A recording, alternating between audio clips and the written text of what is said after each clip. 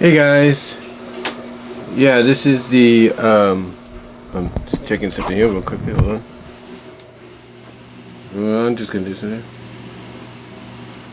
Alright, just making sure it's a little even there, sorry, because it looks like it's a little this way, but yeah, this is your Royal Rumble review, Royal Rumble 2020, and I had to say it was a good Rumble. I didn't watch the pre-show because I think pretty much we knew that if any match was on the pre-show, it was going to go a direction we did not want to see, if you know what I mean. So, yeah, basically, the pre-show, basically, I didn't see it, but I do know that Sheamus beat Chad Gable, aka Shorty G, and Andrade beat Humberto Carrillo to retain the United States title. So, yeah. Not much to the match itself. As far as the main card goes, gotta give it credit, it was pretty good. They started off with the Falls Count Anywhere match between Roman and Corbin, and yeah, you know, you may not be a fan of these two going up against each other one-on-one in a regular singles match, but this was pretty good. This was very entertaining. Of course, as we expected, you're going to have Ziggler and Rude and the Usos get involved, but literally, they did exactly what Roman said they were going to do on SmackDown. When he said, oh, we're going to go all over the place at Minute Maid Park, they did just about that. They went everywhere. They went into, like, they went towards where the international, most of the international broadcasters are positioned. Basically into the stands area. Gorilla position, whatever you want to call them, the camera areas. And like I said, well, most of the international broadcasters are. They went into the equipment area, the camera area, hard cam, whatever.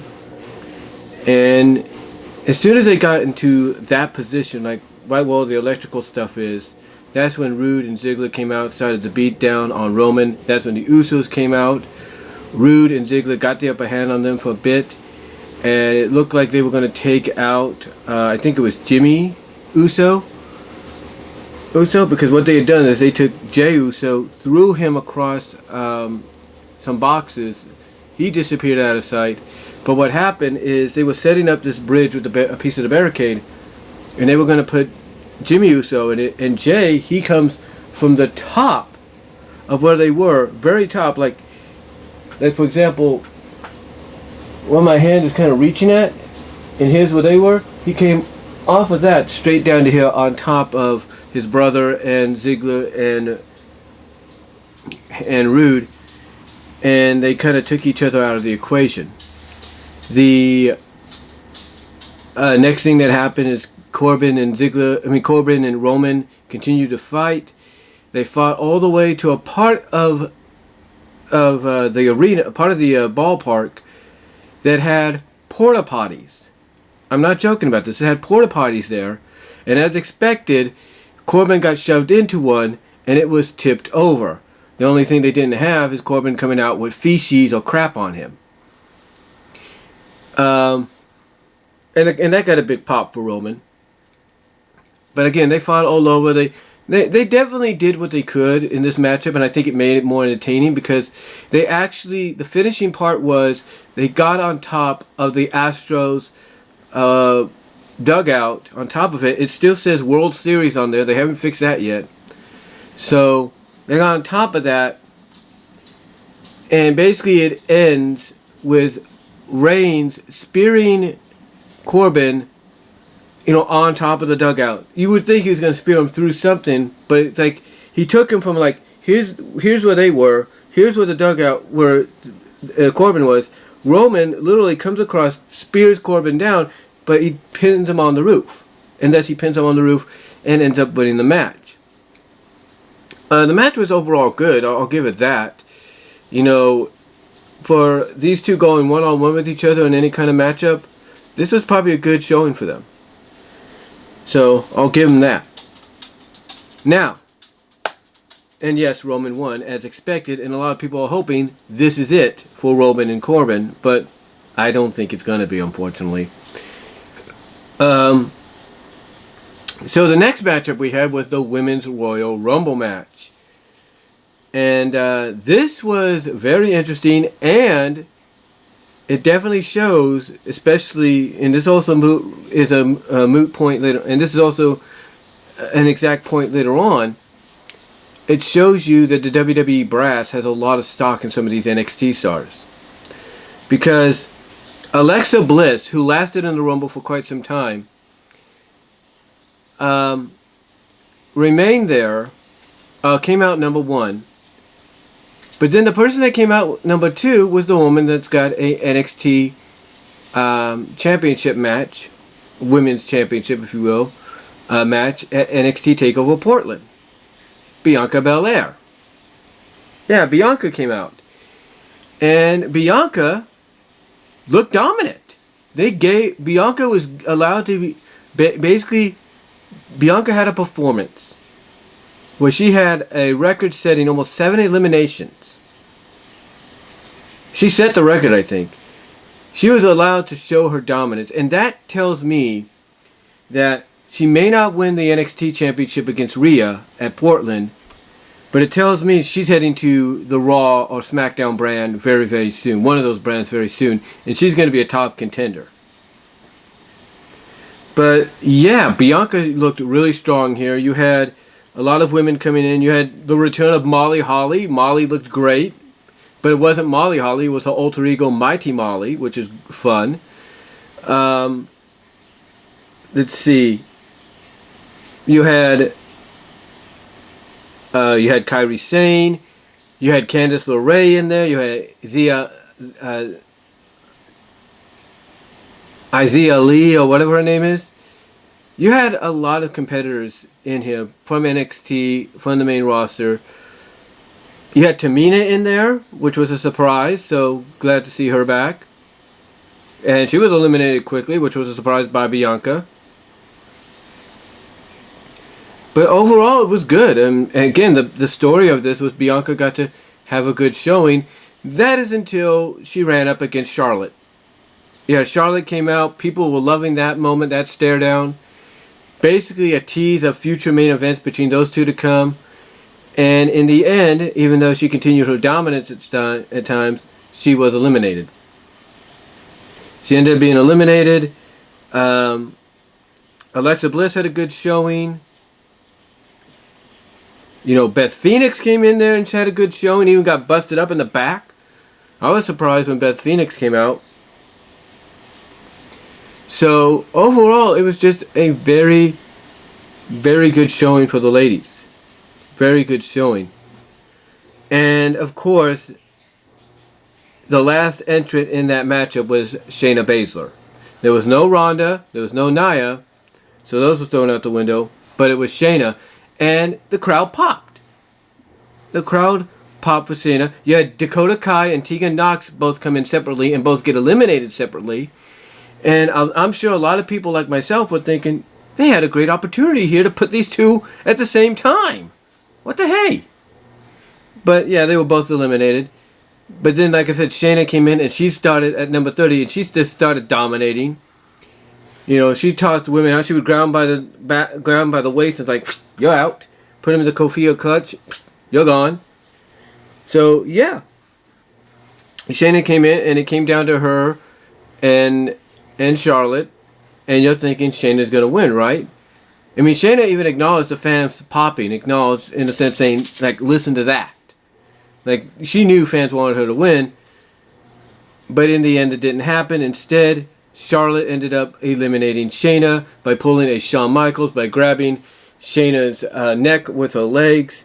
And first time couldn't get it. Second time she did. And Charlotte is the winner of the Royal Rumble. And thus, Charlotte is going to go to WrestleMania. The only question is, who does she challenge at WrestleMania? And I said this on Twitter. I said this to Just Alex. I said this to Joseph Winters. I said this to OTR Central. I said this to anybody I could tag at Twitter. Prepare for Flair versus Lynch 4. Now I know you're thinking, it's more times, right? They faced each other more times. Here's the thing. On big stages, yes. They've faced each other many times. I'm not denying that. But from a big stage standpoint, this is big. This is huge. This is basically the 4th time they're going to face each other one-on-one on a big stage, as far as I know.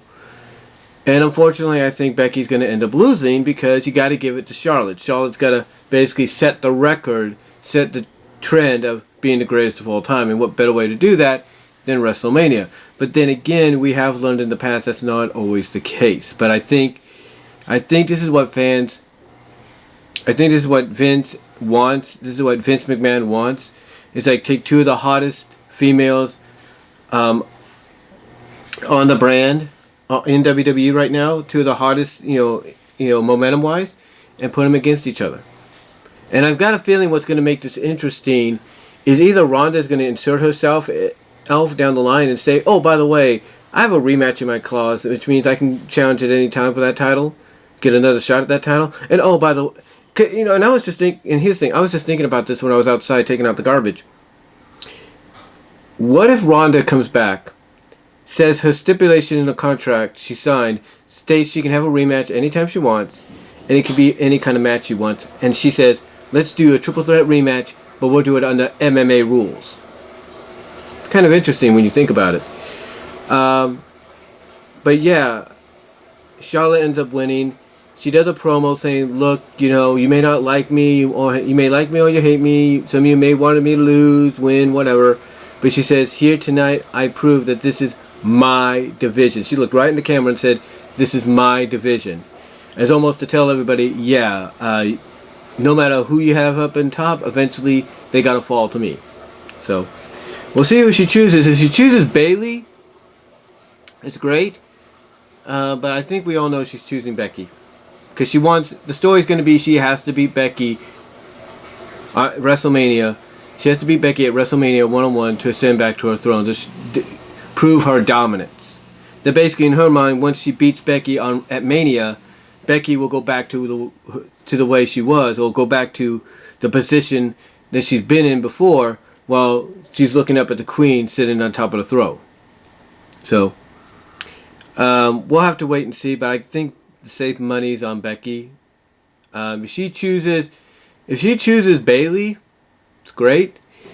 I think it would be a smart move if they do that, because then you could have Becky on Raw and Charlotte on SmackDown as the top females for both brands. And I think that could be what WWE may do, because they want to get a lot of eyes on SmackDown with it being on Fox. What better person to have as your champion on Fox than Charlotte? You know, see what I'm saying? So we'll have to wait and see. So after that, we had, ironically, I think we had the women's match, the SmackDown women's match, which was okay, but it felt like an average match you can find on SmackDown or a house show. Basically, Lacey did what she could, did her best. She definitely shows she's still a little green, and which ironically is the color she wore tonight. They played up the fact that her daughter and her husband are at ringside. It was okay. It was sloppy at times. You could definitely tell that there was some botches by Lacey, and I think even Bayley. But I think the botches that Lacey did, Bayley was able to cover for a little bit. But in the end, Bayley does end up winning by putting her knees up on Lacey's finisher, which is the moonsault, the springboard moonsault, and then pinning her and holding her tights to win the match. I'm guessing we're not done here. My thing is, what's going to happen is Lacey's trying to be presented as doing the right thing. That we may have Lacey come out and say, yeah, you beat me, but this footage shows that you had to use my tights to do it. So we might just get one more match between the two. Next up is what many are going to consider the best match of the night, and that is The Fiend against Daniel Bryan. Oh, brutal match. Brutal match. Both guys went at it. The Fiend, of course, dominated throughout most of it, but Daniel got in his moments, showed some dominance on his own. And You know, he hit the running knee multiple times. He put on the label lock, which the Fiend was able to get out of. And he mounted Daniel, hitting him down like this. Basically, the moment came when the Fiend is down. And he did exactly what he's done before when he goes up against somebody. You know, you have a picture. You have the opponent. You know, Daniel's like thinking, okay, what can I do to beat this guy? Because he just kicked out of I think the running knee. And as he's contemplating that, all of a sudden you see the Fiend just stand up like he's back from the dead.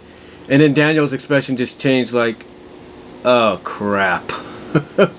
Like he knew, like, oh crap. Now what do I do? And so he tries to fight valiantly with the strap. Doesn't phase the Fiend. He tries to fight back more, but the Fiend hits him with the mandible claw, then lifts him up with a Uranagi slam. Uranagi slam. That's Uranagi slam with the claw. Gets the pin and wins the match. Afterwards, of course, the Fiend then does his disappearing act, and then afterwards, Daniel is left in the ring. He gets a standing ovation for a great effort. A lot of officials are there to try to help him out, but he doesn't want help. He collapses in the aisleway. Then the officials are trying to help him to the back, and then as he's getting back up, he just shoves him away, saying, "No, I don't need your help. I'm going to the back on my own." And I think that's great storytelling because what it's saying from that perspective is Daniel is basically being defiant. Like, yeah, Fiend, you beat me, but you did not break me, and I'm going to walk out of here on my own power. So I don't think this thing between Daniel and the Fiend is over yet. And there was one thing I pointed up on Twitter. And Joseph Winters listened in on this. And I don't know...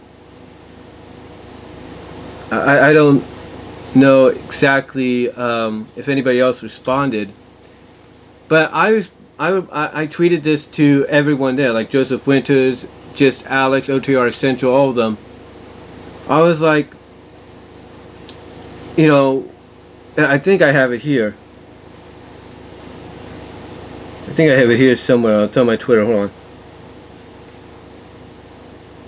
Yeah, it was like, why? my thing was, why doesn't Daniel or anyone take the mask off the Fiend? That could help.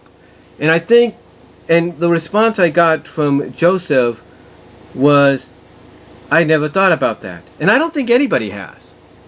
I'm thinking they're building to that. I think whoever the Fiend faces at WrestleMania, that's going to be the catalyst. That's going to be the thing that helps them out. Like, if it's Roman or whoever, they're going to grab the Fiend, they're going to yank the mask off. During the match, there's going to be a moment where Bray's going to realize he's lost his mask, he's losing his power, and then that's going to be his weakness. That's going to make him end up losing.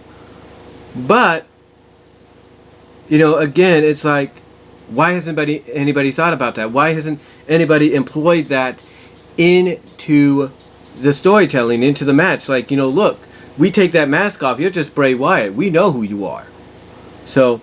that's kind of weird because a lot of people complain about the red lighting when it gets used. Like, that's supposed to be... and I was trying to super chat this to Alex the other night. Just Alex. I said, that red light is like spinach to Popeye. Basically, that's the Fiend, Bray Wyatt's spinach. It makes him strong. So, you have to wonder if it's not just the red light, but if it's also the mask. So... I'm wondering if, as we get close to Mania, if someone, either Daniel Bryan, Roman Reigns, or whoever they choose to face the Fiend and maybe beat him, is going to point out, you know what, if we take that mask off, it's going to reveal that you're just Bray Wyatt trying to intimidate. And you know what I think? I've honestly thought about this too. I've come to realize that I'm thinking they're going to build towards a match where you're going to have the Fiend, Bray Wyatt, versus Triple H. I don't know why I get that feeling, but every time the Fiend does a promo, or Bray Wyatt does a promo in the every time Bray Wyatt does a promo in the Firefly Funhouse, he always says, "I and he never forgets or forgives," and he brings up past situations.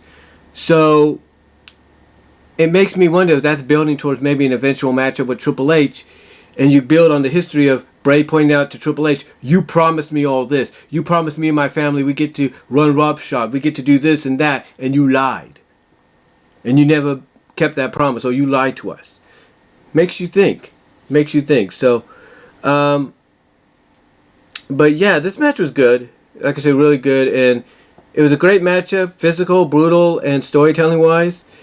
And the storytelling, like I said, is Daniel being defiant, not wanting to help, going to the back. Even if he was collapsing, he didn't want no help. He wanted to do it on his own. In other words, to show the Fiend, yeah, you beat me, but you didn't break me. So, so that's good storytelling. And then to follow that up, we had Becky and Asuka, and this was a great matchup. Back and forth between the two. Very stiff, very Joshi strong style like matchup here. Like I said, it was very stiff, very hard hitting. Like I say, very Joshi style, strong style, if you will. And it was great storytelling because, both ladies were beating down on each other, and there were various times Becky would try to pin Asuka, beat her, put him to disarm her and beat her, and she just couldn't do it. And and basically the story being told is, okay, what can I do to beat this woman? What can I do to beat this woman? And even though she had Kairi Sane at ringside, who competed in the Rumble earlier, the Women's Rumble, Kairi didn't interfere, which makes you wonder if there might be dissension there down the line. But I don't know. I think they're going to be turning the Kabuki Warriors face, maybe. Just for the fact that you had a interaction at the end of respect, and you kind of could tell maybe they might be going the face route with them. I don't know. But like I said, in the end, but like I said, throughout the match was good. The match, the hard hitting, the Joshi strong style, everything was great. Storytelling was great. There was even a moment where they sold the crap out of the fact that Asuka legitimately knocked Becky out. I mean, legitimately. It's like Asuka would hit her with knees and kicks, and this one knee just boom, and then Becky's just like, boom, just crashes down, falls like a freaking tree. I mean, it basically sort of like she legitimately got knocked out, and the referee was going to get ready to call the match and give it to Asuka, but Becky grabs his legs and says, no, I don't want to do this. And that somehow fired her up, because then Asuka would go after her again, kick her, and she's inviting it. She's like, come on, give it to me. And she's just yelling at her, saying, Asuka, give it to me. And all that. And Becky then Asuka does. She literally kicks her right in the head. Becky falls again, but then she kicks out. And this leads us right into the finish, where it looks like we're going to get a referee bump. Because they're going back and forth. Like Asuka's tossing her from one corner, or Becky's getting ready to toss Asuka, getting ready to Irish whip Asuka from one corner to the other, but Asuka reverses it, and the referee's right in the corner, and then Becky stops, and this is just enough for Asuka to get ready to spray the green mist, but Becky kind of sees it coming and then kicks it, and then kicks Asuka right in the face, literally kicking the mist right into Asuka's face. Like Asuka's getting ready to spray her, and that's when Becky just kicks her right in the chest or kicks her right in the face, and it causes the mist to spray up and right into Asuka's face. And then that's when Becky gets the opportunity to put in the disarmer, and Asuka ends up tapping in the end. Great strong showing by both women in this match. And then, like I said, you get that moment at the end where Becky's holding up a belt. She's looking at Asuka with a nod, like, yeah, you repaid your debt to me, I collected, and I have a lot of respect for you. Like, she's acknowledging, yeah, you're probably the toughest opponent I've had, and potentially could be the one that carries this belt next. But great match. I mean, there was even a moment where Becky had Asuka like on the middle rope, and she grabs her like this, and literally springboards with Asuka off the middle rope into what looked like a rock bottom. Well, essentially was a rock bottom. But overall, great match, and Becky ends up winning. And I was thinking, are they going to have Charlotte come out and confront her? They didn't. I'm thinking they're going to save Charlotte coming out and making the announcement for maybe tomorrow, or they're going to tease it. Like, they're going to have Charlotte show up on both shows and kind of tease, like, who is she going to choose. So it's going to be really interesting. Really interesting. I'm surprised they don't acknowledge that Rhea, and they should. They should have Rhea come out on NXT, or maybe make an appearance tomorrow night on Raw and say, look, Charlotte, you're forgetting you have one other championship you can go after. You have one other champion you could choose. Might happen. Who knows? But yeah, it's just a great matchup. And unfortunately, this does lead to a lot more stronger speculation. We're going to get Flair and Lynch 4 at WrestleMania. So, that's potentially what I think.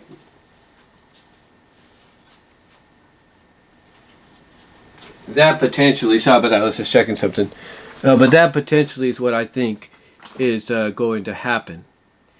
Now, as far as the Rumble match itself goes, you know, I know we don't like Michael Cole, and apparently Michael accomplished something by being the only person to announce the Rumble, or be part of the Rumble, be part of the commentating team in, what was it, 4 decades or something like that? So I guess that's a congrats for him or something. But the Men's Royal Rumble was good. But speaking of Michael Cole, what I was trying to say, he did make some kind of correct analogy or point of view. A correct analogy from his point of view, and I think the fans' point of view. And that this was a Rumble of 2 different Rumble matches. That this was a tale of 2 different Royal Rumble matches. It's like the first 13, 14, 15 minutes was Brock Lesnar's Rumble. It was the Brock Rumble, as people put it. And then the last was an entirely different Rumble. It was every man for himself. And Brock, give him credit, really showed that he could last for as long as he did. I mean, yeah, they gave him jobbers. It was first Elias. I mean, Elias even sang a song of being sacrificial lamb, like knowing he's going to get his butt kicked. So, yeah, you know, you had some guys come in there, like Elias came in. He tried to fight. He got tossed. You had Rude come in. He got eliminated. Some of them got, you know, F5'd, belly to bellied out. John Morrison came in at number 5 and literally tried his best, but he got hooked and just literally was tossed out. And then you got the Kofi Kingston, who actually did pretty good. Rey Mysterio came in, and then Big E came in, and they kind of triple teamed on Brock, but Brock basically wiped them out. And then you got Keith Lee coming in, and it's like, oh, here we go. And I knew right then and there, things are going to pick up. I literally said that in my live reaction. I said things are going to pick up. And they did, because after Keith Lee showing a bit of an impressive showing with Brock, against Brock, knocking him down and stuff, you had Braun come in, literally. So you had Braun come in and help out. But I think what happened was, instead of letting Keith Lee maybe have the moment, which is okay, it's fine, he's going to have his moment down the line, they had Brock eliminate both of them because they were both Braun and Keith were going after each other. And speaking of big moments, some people may not point this out, but Big E actually was able to put the big ending on Brock. So that's kind of showing that, yeah, maybe you might want to see something, you might get something there down the line if they feel like it. But then in the end, you had Ricochet come out, and pretty much you knew, okay, Ricochet, you're going to probably get your butt kicked. And, you know, he tried fighting, but, you know, he ended up getting tossed around. And then out came McIntyre, and McIntyre just locked eyes with Lesnar. And I like what Lesnar, give Lesnar credit, he was able to sell the fact that he knew that there were certain people he was going to get in the ring that were coming down that aisle that were going to give him a fight. He knew it with Keith Lee, he knew it with Braun, he knew it with Shinsuke in a sense, even though he eliminated him. And he knew it with McIntyre. And what happened is he's staring down McIntyre, and as he's staring down McIntyre, Ricochet hits a low blow, kicks Lesnar low, I guess a receipt for what happened on Monday.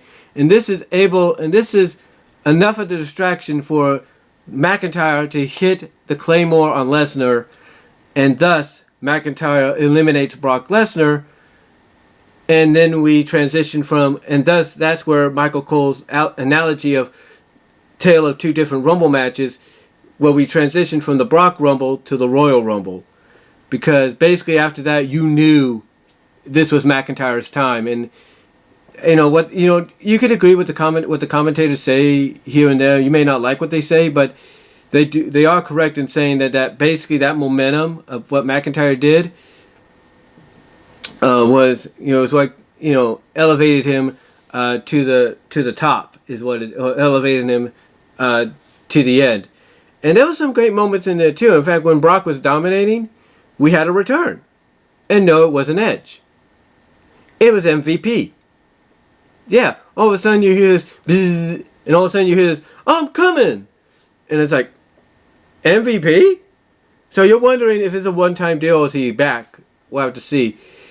But yeah, he was chasing after Paul Heyman, then he got in the ring and tried to fight Brock a little bit, but then in the end he got eliminated. So you gotta wonder if MVP's back full-time or something.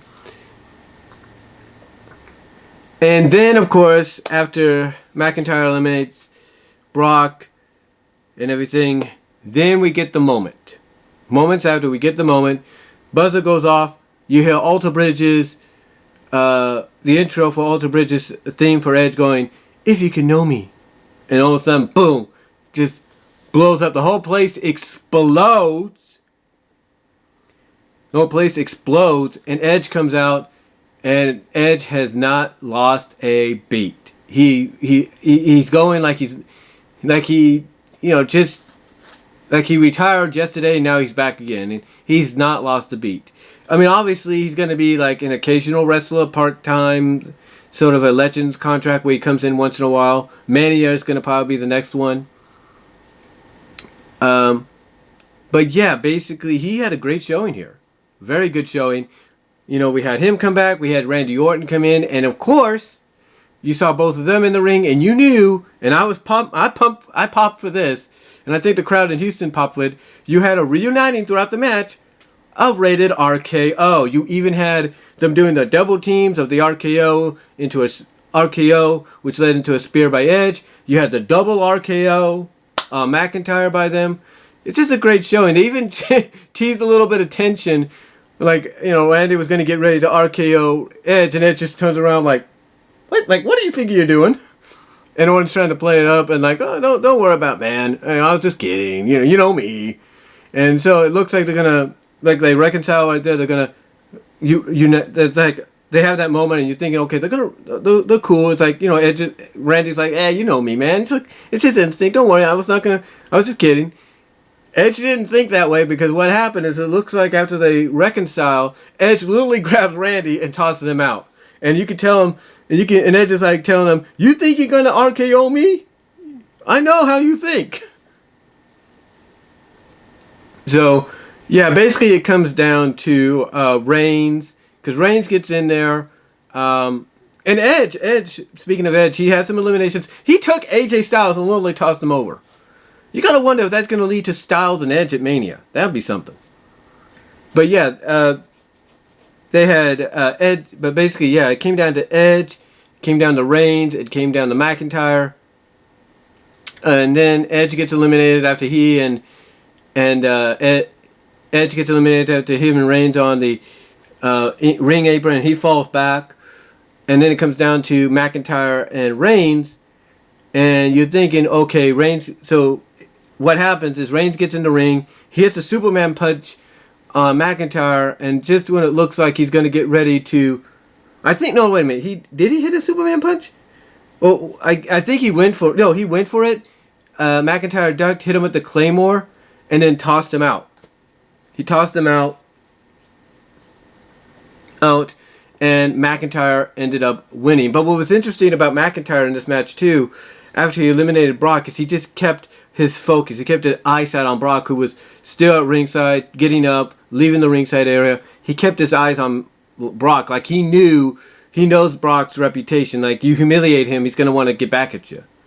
So, yeah, overall, the men's Royal Rumble was great. It was a great showing for a lot of the superstars. Some superstars didn't get a good showing, like Matt Riddle came in, had a few moments of flurriness, and then he ended up getting eliminated by Corbin, who got eliminated by McIntyre afterwards.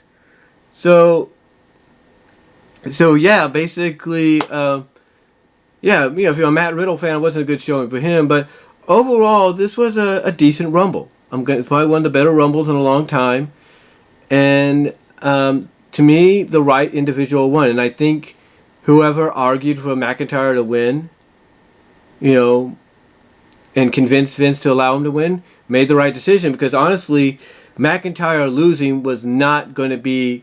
McIntyre getting eliminated by Reigns was not going to go over well with the fans.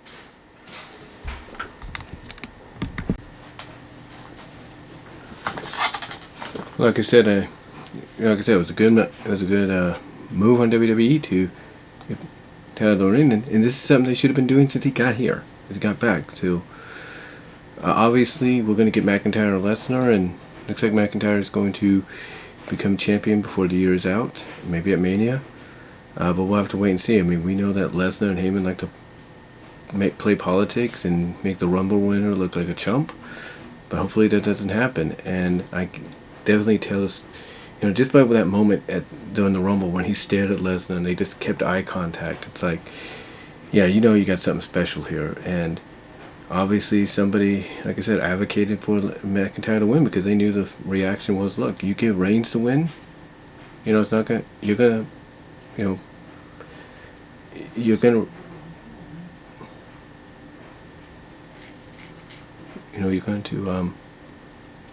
ruin any momentum you have for him as a babyface. So overall, the Rumble was good. The event was okay. It was alright. Overall, decent event. The Rumble matches I think were good. The Becky, Asuka, and Fiend Daniel match were matches of the night, in my opinion. And can't wait to see what they do next. We do know that the Saudi Arabia show's on the 27th of February, and it's called Super Showdown. We'll see what happens there, if that's going to have any inkling going into Mania. And let's see how they build to this and maybe keep that momentum going. So, overall good show, and that's all I'm going to say, guys. So, until next time, let me know what you guys think down below, and I am out.